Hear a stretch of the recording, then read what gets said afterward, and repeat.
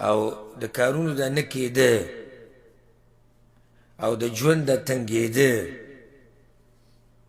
نو د هغې یو وجه دا هم ده. ممکن ما د بیان په اوله کې دا وویل چې موږ ته کله هم څه مسله راشي نو موږ دنیوي اسباب لټوو. کوم اسباب لټوو؟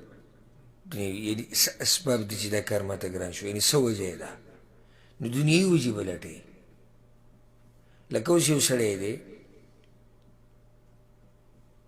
او کار مار ورته نه میلاوي، کوم ځای ته ځي لاره څه ده بنده، نو دی به څه وایي، یاره ولې ما سبق نه دی ویلی،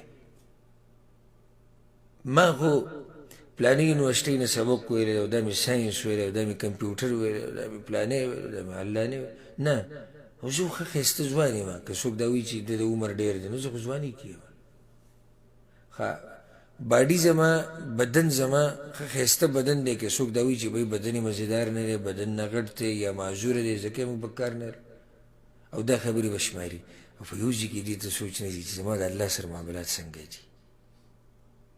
لکه صرف دغه یو خبرې ته به وګوري. نه نو اخر ولې ښه ځوان سړی یم، یونیورسټۍ نه مې سبق ویلی دی، نمبرې مې ډېرې اخیستې دي، ښه ښایسته یم، ګاډی راسره شتي او دا شتي او دغه شتي او ده شتي.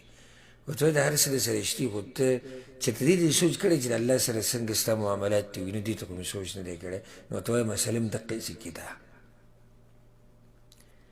کوم رب چې دروازې کولاوي، کوم رب چې سخت اساني، کوم رب چې خوشحالیانې راولي، کوم رب چې رڼاګانې راولي، دا کوم رب په لاس کې چې د خزانو د رزق د خزانو چابیانې دي، دا کوم رب سره چې د رحمتونو خزانې دي، هغه رب تانه ناراضه دی، هغه رب تانه ناراضه دی.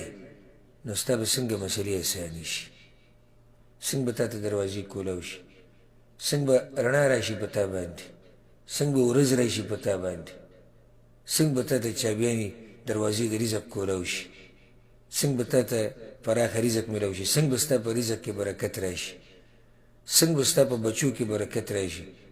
او هغه د هر چا سره چې دا دي، هر چا سره چې دا هر څه دي، هغه درنه ناراضه دی.